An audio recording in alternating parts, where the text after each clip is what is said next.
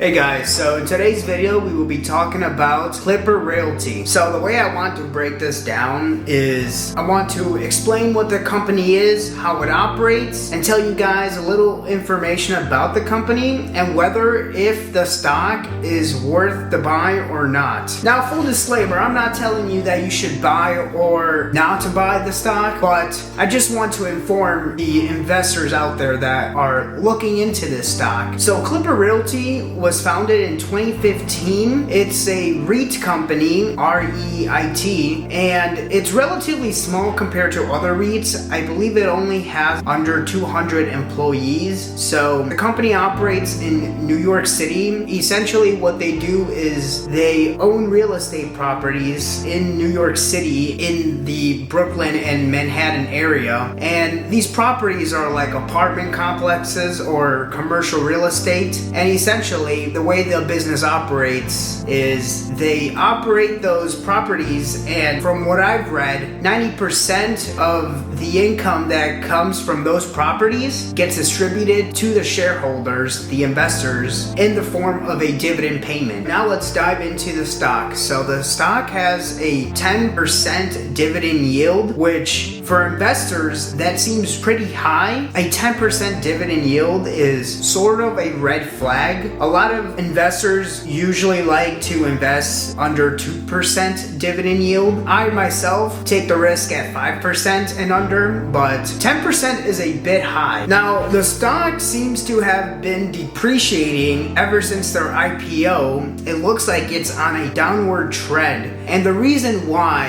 is because this company simply can't operate in New York City. There's too many regulations there, and it's also taking into factor the rent stabilized properties. So essentially there's a lot of regulation in what the landlord can do to the tenants. Basically the tenants have more rights than what the landlords have. So for instance, it's pretty hard to evict tenants. Also, there's regulation on how much you can increase the rent. So if you're a long-term investor, this stock is not really for you. And the reason why this stock is not for long-term investors is because there's no growth. You can't get rich off this stock. Now, if you want to make passive income with the dividends, I believe that you will be losing money in the process. I don't want to classify this stock as a dividend trap, only because it doesn't seem like they're enticing investors to invest in it.